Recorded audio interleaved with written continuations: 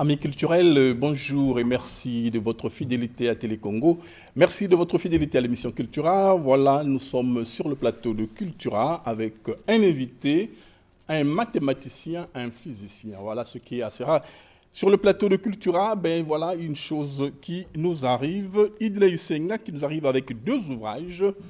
Un livre scolaire, maths, troisième préparation brevet, et un autre livre, maths, analyse et géométrie, livre scolaire, tous les deux parus aux éditions Saint-Honoré. Bonjour Idley Senga.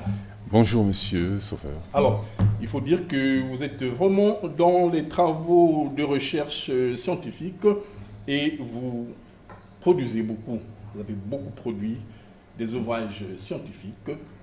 Aujourd'hui, sur le plateau de Cultura, nous parlons spécifiquement de deux ouvrages que vous avez produits, donc que je viens de mentionner, mais je ne dirai pas grand-chose sur vous et je vous tends la perche pour nous dire qui est Idley Senga. Alors, je me nomme Kibongi Senga Cléris Idley, mais connu plus précisément sous le nom de Idley Senga. Je suis un Congolais, né ici à Brazzaville, scolarisé ici. J'ai passé mon école primaire vers le plateau de 15 ans. J'avais poursuivi mes études collège au CG Auguste Bitindu, à Bakongo. Puis par la suite, j'ai fait le lycée La Libération, en classe de seconde. Et ma première C, je l'avais faite au lycée Rénovation, vers UAPT. Ma terminale, je l'ai faite au service des Méblaise à Mafuta. Puis par la suite, j'avais été inscrit à l'université en première année, en maths physique. Malheureusement, je n'avais pas pu finir mon année pour une simple et bonne raison. J'avais obtenu un visa pour aller étudier en France. Une fois arrivé en France, j'ai fait les classes préparatoires, les maths sup. Donc j'étais en première année en maths MPSI et en deuxième année en M''P'. Puis par la suite, j'avais passé les concours d'entrée dans les grandes écoles. Bon, il y a certaines écoles où j'avais échoué et d'autres écoles où j'étais admissible. Et les écoles où j'étais admissible, j'avais été recalé à l'oral. Et suite à ça, je m'étais inscrit à l'université. J'ai suivi 2 cursus en parallèle. Donc, j'avais fait une licence en maths pure et une licence en physique pure. Puis par la suite, j'avais fait une maîtrise en maths pure, en physique pure, et 2 DESS, un diplôme d'études de sciences spécialisées en maths pure et en physique pure. Puis par la suite, j'avais fait 2 DEA, un DEA en physique pure et un DEA en maths pure. Et j'ai fait un premier doctorat dans les ondes électromagnétiques spatiales, un deuxième doctorat en analyse et probabilité et un troisième en géométrie spatiale. De nos jours, je suis chercheur, écrivain, d'où mes livres. Voilà. Et vous résidez en Europe. Et je réside en Europe. Voilà, vous résidez en Europe, vous dispensez également des cours en Europe. On n'a pas dit que vous êtes dans beaucoup de champs. Tout à fait. En Europe. Alors, pourquoi Idley, vous avez choisi les mathématiques et la physique? Alors, c'est une passion. Là, parce que quand on suit déjà, vous avez chaque fois, c'est en binaire que vous avez tout à fait. Tout à fait. En fait, vous avez tenu à avoir les mêmes diplômes en mathématiques et en physique. Oui. C'est un rêve d'enfant. J'étais passionné par les maths depuis le bas âge. Bon, après, est-ce que ça a été aussi inspiré par mon papa? Je ne sais pas. Mais en tout cas, une chose est sûre, c'est que j'avais des facilités en mathématiques et en physique, donc en sciences, pour être un peu plus précis. Et de fil en aiguille, mon papa ayant fait la France m'a orienté, parlait beaucoup des maths sup à l'époque déjà. Et puis j'étais bercé par un dessin animé qui a heurté ma sensibilité, que j'aimais beaucoup. Il s'avère c'est le dessin animé qu'on appelle Capitaine Flamme. Et j'étais passionné par le métier de l'espace depuis le bas âge. Et donc ce n'est qu'une suite logique qui a fait que je sois scientifique aujourd'hui. Voilà. Et certainement aussi que vous avez dû flairer en vous, il faut dire, un grand potentiel en mathématiques. Est-ce dire, et là, vous avez toujours été bon en mathématiques et en sciences. Oui, en fait, comme je l'ai dit, oui, tout à fait. Comme je l'ai dit, j'avais des facilités, mais ça n'a pas été facile à première vue, parce qu'il y avait quand même la rigueur, la discipline, le travail, mais le don se construit étape après étape. Donc ça a été mon cas, et ça m'a amené là où je suis arrivé aujourd'hui. Le don qui se construit, le talent qui se construit. Le don, il se construit étape par étape. Étape par étape, parce que on ne peut pas prétendre tout connaître, on doit traverser étape par étape. Les mathématiques, c'est ça, aujourd'hui, et la physique d'ailleurs, on ne peut pas réussir à faire une opération très simple, 15 moins 5, si on ne sait pas faire 1 plus 1. Donc c'est pour ça que je dis que ça s'est échelonné étape par étape. Ouais. C'est vraiment une grande chaîne qu'il faut dire. Alors, aujourd'hui, nous allons parler de vos ouvrages. Dites-nous, qu'est-ce qui vous a poussé à commettre des ouvrages scientifiques et principalement mathématiques qui nous concernent aujourd'hui? Alors, ce qui m'a principalement orienté vers les mathématiques, à écrire des livres de mathématiques, en fait, c'est surtout les difficultés des élèves que j'ai eu à rencontrer durant mon cursus. Puisque, entre-temps, j'ai dispensé des cours de mathématiques. Donc, ce sont ces difficultés qui m'ont poussé à trouver des méthodes plus adaptées afin que les étudiants puissent s'en sortir. Voilà. C'est ça qui a été l'élément fondateur qui m'a poussé à faire ce que j'ai fait. Alors, je prends déjà maths, 3e et préparation brevet. Je vous lis dans l'avant-propos, Idley Senga. Ce manuel s'adresse aux élèves des classes de 3e préparant le brevet.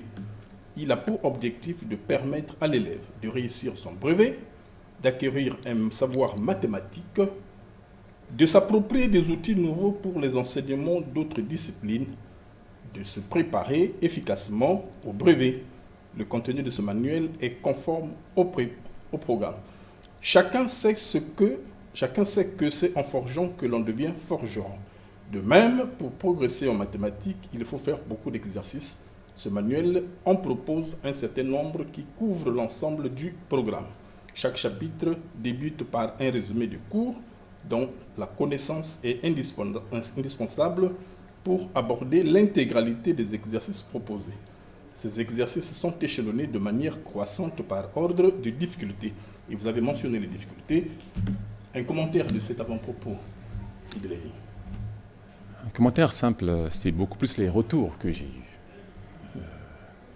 Les retours que j'ai eus sont positifs et c'est ça qui m'importe le plus. Ça veut dire que le travail que j'ai scellé dans mes livres apporte ses fruits et aide bon nombre d'élèves et d'étudiants d'ailleurs aussi à pouvoir poursuivre leurs études universitaires si besoin.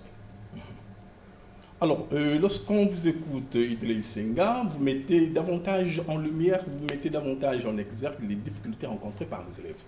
Est-ce là une manière de dire que vous remettez en cause le système éducatif, s'agissant bien sûr des mathématiques et sciences physiques?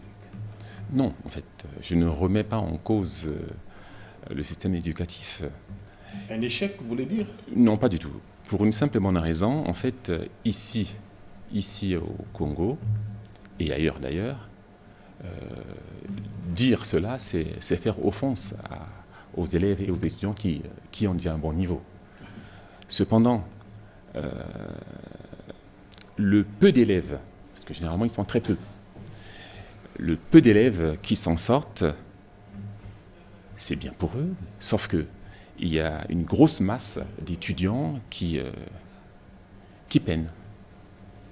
Et c'est pour ça que j'ai créé ces manuels, devrais-je dire, les deux. Bon, après, ça dépend des niveaux, niveau 3e et niveau CAPES mathématiques, en fait, dans un but unique, de compléter ce qui est déjà fait.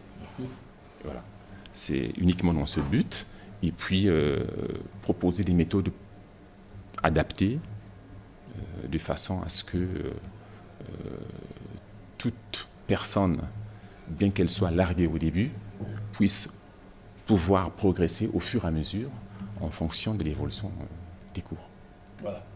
Et quelque part, il faut rappeler, Idlé Senga, vous mentionnez que la connaissance du cours est obligatoire, donc nécessaire avant d'aborder l'exercice ou les exercices en mathématiques. Est-ce que vous avez des exemples palpables, des exemples précis à nous donner? Bientôt, c'est le bac. Et pour les élèves de, il faut dire, la terminale C, S ou E, quel exemple à donner? Alors, je dirais d'abord, de vos ouvrages, par exemple. Tout à fait. Je dirais d'abord que ce qu'il faut savoir, c'est que le cours est très très important. En mathématiques, on ne peut pas avancer tant qu'on n'a pas les bases. Il faut d'abord et avant tout bien connaître son cours. Les mathématiques et la physique sont des sciences assez rigoureuses, très rigoureuses devrais-je dire même. Donc, il faut d'abord avoir la parfaite connaissance du cours. Et parfois la connaissance du cours ne suffit pas. Il vous faut des techniques, des méthodes plus adaptées, se poser les bonnes questions pour pouvoir démystifier le nœud du problème. Et on suppose que ces techniques sont données en amont par l'enseignant. Bien sûr. Mais après, c'est aussi à l'élève de les travailler aussi. Parce que il n'y a pas que l'enseignant à qui revient toute la charge, mais l'élève aussi, surtout. On peut avoir un très bon coach, mais si au football, si le joueur n'a pas son talent, ce qui est sûr et certain que la personne tapera à côté, tout simplement. Pour prendre un exemple plus précis, je vais prendre par exemple un chapitre sur les intégrales. Si on demandait par exemple, là tout de suite là par exemple pour être factuel, qu'on pose un exercice, on disait par exemple de calculer le petit a, de trouver la primitive d'une fonction, par exemple, donc la primitive de 1 sur x moins 1, entre parenthèses, au dénominateur, facteur de x moins 3, d de x. Ça, c'est la première. Que faire? Alors, la connaissance du cours, déjà, nous dit que l'on doit d'abord regarder la forme qu'on nous a donnée et l'adapter sur les formes usuelles du cours. Bon. Tel que c'est écrit, le fameux 1 sur x moins 1, entre parenthèses, facteur de x moins 3, il n'y a pas de forme adaptée qui répond à cela. Par contre, on a un travail préalable à faire. C'est-à-dire, je prends un exemple qui est très simple, le 1 sur 3 fois 2 en fraction, ça c'est égal à 1 sur, entre parenthèses, 5 moins 3. Donc, la fraction c'est bien 1 sur 3 fois 5, par exemple. Donc c'est 5 moins 3, 1 sur 5 moins 3, entre parenthèses, facteur de 1 sur 3 moins 1 sur 5. Quand on développera ça, on obtiendra la même fraction de départ. Donc ça veut dire que dans la fameuse intégrale, on a une petite manip à faire. La manip qu'il faut faire, c'est exactement la même chose. Donc quand on regarde l'intégrale de 1 sur x moins 1, entre parenthèses, facteur de x moins 3, le déphasage entre les deux, il serait de x moins 5 moins le x moins 3. Donc le x moins 5 moins le x moins 3. Donc le x moins 5, vous voyez très bien, les x, ils vont partir. Donc il y aurait le moins 5 moins le fameux moins 3. Ce qui nous donnerait, donc le moins 5 moins 3, nous donnerait donc moins 2. Donc en fait, à la base, on aura déjà le fameux 1 sur moins 2, entre parenthèses, intégrale L'intégral va changer, se transformera en 1 sur x moins 3 moins 1 sur x moins 5. Et là, multiplié par, entre parenthèses ou entre crochets, multiplié par d de x. Et là, nous tomberons sur un cas typique du cours. Pour celui qui connaît parfaitement son cours, il, tout de suite verra que la primitive, je les dissèque en fait, de 1 sur x moins 3, d de x, ça me donne en fait du ln, donc la fonction logarithme, ln de la valeur absolue de x moins 3. L'autre fonction, ça serait presque pareil à un chiffre près. C'est-à-dire qu'on aurait l'intégrale, donc l'intégrale de 1 sur x moins 5, d de x, ça nous donnera donc ln de la valeur absolue de x moins 3, valeur absolue, plus maintenant une constante k. Maintenant, quand on va rassembler les deux, ça nous donnerait donc ln de x moins 3, valeur absolue de x moins 3, moins ln de la valeur absolue de x moins 5, plus k comme étant une constante réelle. Et on aurait démystifié le problème. Donc pour ceux qui aiment bien encore les mathématiques, il y a aussi une formule qui existe, à savoir le ln de a moins le ln de a sur b qui nous donne le ln de a moins le ln de b. Ça veut dire que cette opération se transformerait en fait en ln de la valeur absolue de x moins 3, par exemple, sur la valeur absolue de x moins 5. Oui. Alors, merci. Ça, c'est complexe, mais en tout cas, ce n'est pas si compliqué que ça. Ça, c'est un peu perplexe pour moi, il faut complexe pour moi. Et tout à l'heure, si je parlais de la terminale C, E et S, il faut mentionner qu'il y a un deuxième ouvrage à côté de celui que nous avons déjà mentionné. Ça, c'était le troisième, mais ça, c'est encore mathématiques et donc analyse et géométrie. Et là également, je vais vous lire dans l'avant-propos. Ce livre est destiné en priorité aux étudiants désirant poursuivre des études en classe de prépa, oui, aux étudiants du premier cycle universitaire, mais il sera également utile aux futurs enseignants préparant des épreuves écrites et surtout orales au CAPES de mathématiques. Voilà encore ce qui prend de la hauteur. Tout à fait. Alors dites-nous, un commentaire là déjà avec... Alors en fait, ayant passé par les classes prépa, par expérience, le niveau en fait des classes prépa en France, c'est le niveau le plus élevé en fait en mathématiques. Donc quand on atteint ce niveau, une fois qu'on se retrouve à l'université, entre guillemets, c'est pas pour faire offense à l'université, mais on part avec beaucoup d'atouts. Et généralement, ce sont les personnes qui sont au niveau maîtrise de l'époque, aujourd'hui master, et ceux qui sont en classe prépa, ils ont plus ou moins le même niveau, déjà pour commencer. Donc du coup, la dose en classe prépa, c'est 2 ans en classe prépa, mais c'est comme si on vous gavait. Et du coup, il y a le volume horaire, la densité volumique du travail est vraiment énorme. Et donc, c'est pour cette raison que ce livre est destiné non seulement en priorité à ceux qui passent le concours de CAPES de maths à l'oral, je dis précise bien à l'oral, et puis pour ceux qui sont en classe préparatoire, mais en section MP, donc maths physique, ou M''P'. Alors, une question comme ça de curiosité, est-ce que vos ouvrages rencontrent du succès quand même en Europe où vous êtes, et on sait qu'il n'y a pas très longtemps, vous les avez présentés ici au Congo. Quel a été l'accueil et le retour que vous avez? Alors, je vais commencer d'abord par l'accueil. L'accueil a été chaleureux. Merci. Lors de la conférence que j'ai eu à faire, en tout cas, les retours ont été bons. C'était beaucoup apprécié. Et voilà ce que je peux déjà dire par rapport au retour. D'ailleurs, force est de constater que le livre de troisième, il y a d'autres personnes qui ont déjà travaillé sur mon livre, et qui avaient obtenu leurs examens, et aujourd'hui qui sont étudiants. Alors, le propriétaire de livre que vous avez en face, aujourd'hui, est étudiant. Donc ça prouve que ça a beaucoup apporté. Ça aide déjà les élèves largement. Voilà. Ok, parfait. Et maintenant, l'autre question, s'il vous plaît. Le succès. Le succès, Voilà. oui. Aujourd'hui, Oui. prenons le cas de l'Europe, où vous êtes installé en Europe. Quel est le regard de l'Européen envers l'Africain qui produit ces manuels de mathématiques? Alors, le regard, au départ, il est étrange, pour être factuel. Le regard est étrange, pour une simple et bonne raison.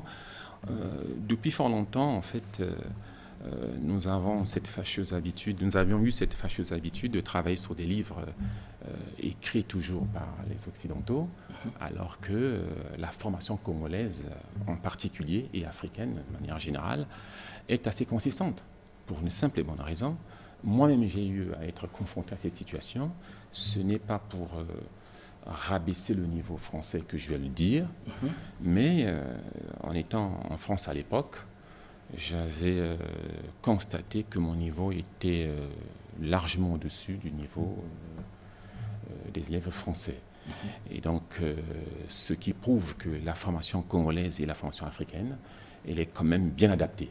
Sauf que, arrivé à l'université, peut-être que c'est dû au fait que la science et la technologie n'étant peut-être pas assez développées, on n'a pas beaucoup de matériel en Afrique, c'est peut-être ça qui fait que le système éducatif africain, après l'université, en fait, il régresse. Mais sinon, nous avons du potentiel.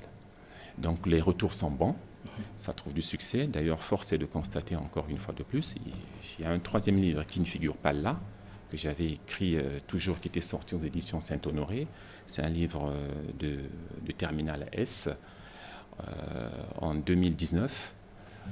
En termes de vente, il était quand même situé au 8e. D'accord. En termes de vente en France. Cela prouve que...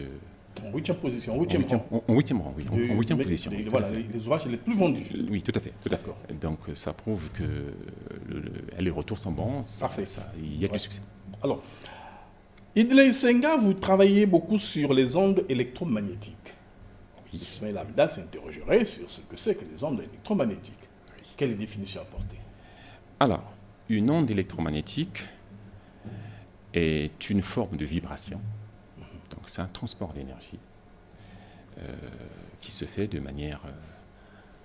par contre, un transfert d'énergie sans transport de matière. Parce que ça, c'est là où la nuance se trouve. On peut se transporter, mais sans la matière. J'insiste bien là-dessus. D'accord. Et ça résulte tout simplement de trois forces, à savoir le champ électrique, le champ magnétique et le vecteur d'onde. Donc ce sont les trois forces perpendiculaires entre elles en formant un trièdre direct. Voilà. C'est la définition la plus simple que je peux donner. Voilà. Et est-ce qu'elles nous servent au quotidien? Est-ce qu'elles servent dans nos familles? Est-ce qu'elles sont utiles au quotidien? Bien sûr, elles sont utiles pour une simple et bonne raison. Nous sommes tous connectés à la 4G. Donc nous avons, la plupart des personnes ont des téléphones, des smartphones. Qui dit smartphone dit Wi-Fi, ce sont les ondes. Je vais prendre encore un deuxième exemple, toujours sur les ondes. Là, on rentre dans les faibles ondes. On peut se retrouver dans une situation où on a envie de réchauffer à manger. Nous avons les micro-ondes. Le mot dit bien micro-ondes dans les ondes. Donc ça nous permet de simplifier la vie au lieu de faire autre chose, passer beaucoup plus de temps à aller faire la cuisine, mais à l'ancienne, tout simplement. Voilà. Alors, puisque nous parlons des ondes électromagnétiques, quelle révolution Idley Senga a apportée à la technologie, dans la perspective, naturellement, d'élever l'Africain, sinon de faire respecter l'Africain au monde? Alors, je vais vous prendre des exemples plus précis. Deux exemples en particulier. Trois exemples d'ailleurs. Commençons d'abord par le Congo, puisque nous sommes au Congo. Bon, à l'époque, vers Bakongo, on nous parlait d'un certain monsieur qu'on appelait monsieur Papaye. Oui. Qui se... Papaye qui était très connu. Exactement. Voilà, qui se transportait et puis qui apparaissait dans les écrans. C'est des légendes. Deuxième exemple, à Makana, on nous parlait d'un avion qui avait volé, qui avait quitté le Congo et qui s'était retrouvé en France. Alors, vous voyez très bien que ces apparitions de M. Papaye et le fameux Hermakana, ils ont fait un voyage astral. Alors, les ondes électromagnétiques nous permettent de résoudre les problèmes de manière scientifique, pas ésotérique, parce que j'ose croire qu'ils avaient étudié des sciences ésotériques, mais qu'on peut codifier à travers des opérateurs. À travers des opérateurs, on peut faire révolutionner la science. Au lieu, entre guillemets, vous savez, nous sommes des Africains, de se dédoubler, sortir du corps humain pour aller faire du mal, entre guillemets, à une tierce personne, je ne sais où, on peut aussi se transporter pour aller faire du bien. Donc, malheureusement, ce sont des sciences qui ne sont pas reconnues. Pour une simple et bonne raison, l'Africain, de manière générale, n'a pas encore réussi à coder ces techniques en les transformant selon les équations mathématiques pour pouvoir expliquer les phénomènes. Je vais vous prendre un troisième exemple qui est très factuel. Alors ça, c'est un exemple vraiment qui peut-être choquerait plusieurs personnes. Nous avons un scientifique zimbabwéen connu sous le nom de Maxwell Chikumbutso. Alors, ce Maxwell Chikumbutso, figurez-vous, il a fait des études, mais il n'est pas allé très loin dans les études. Je pense qu'il était arrivé au niveau seconde. Mais il a réussi à faire décoller des avions, donc des hélicoptères, sans kérosène. D'accord. Oui. Ça relève de la science-fiction, mais pourtant c'est vrai. D'ailleurs, force est de constater que ces travaux n'avaient pas été acceptés aux États-Unis, si bien que le monsieur, malgré son savoir-faire, il n'est pas reconnu à sa juste valeur. Tout simplement parce qu'il n'a peut-être pas atteint le niveau qu'il faut pour pouvoir traduire le phénomène physique en équation mathématique. Et nous pouvons le faire. Nous, les scientifiques, on peut le faire. Mais à condition qu'ils soient en contact avec des scientifiques. Et on arrivera à codifier les choses. Et ça pourra faire révolutionner la physique. Oui. Et cette demande n'a jamais été faite à l'endroit de... À ma connaissance, non. D'accord. À ma connaissance, non. Merci Idele Senga. Voilà, vous arrivez sur le plateau de culture avec deux manuels donc de mathématiques. Un, troisième préparation brevet, mathématiques, il faut dire, et deux, maths, analyse et géométrie. Deux ouvrages parus aux éditions Sainte-Laurée. Ça se passe en France et nous avons relativement exploité le contenu de ceci. Et vous êtes donc justifié pour la commission de ces deux ouvrages. Et là, nous mettons un terme à notre partage, mon cher Idele Senga, ami de la culture. Voilà, nous sommes là arrivés au terme de notre partage avec Idele Senga qui nous a parlé, n'est-ce pas, qui nous a mené dans la sphère scientifique et précisément en mathématiques. C'est vraiment un chercheur congolais, résident en France, résident en Europe, et qui mène des grands travaux scientifiques, principalement en mathématiques et... je voulais juste rectifier, oui. Résident en Allemagne. En Allemagne, voilà, résident en Allemagne. Merci. Et qui mène donc des grands travaux et qui a une grande reconnaissance, il faut le dire. Et là, il est en séjour au pays, on ne peut pas dire au Bercail, et nous saluons sa présence ici. Merci donc Idele Senga d'être passé sur le plateau de Cultura. Merci, monsieur. Merci. Alors, amis culturels, voilà, c'est par ces mots que nous mettons un terme à cet échange. Et nous vous souhaitons un très bon week-end dans vos familles respectives. À samedi prochain. Merci.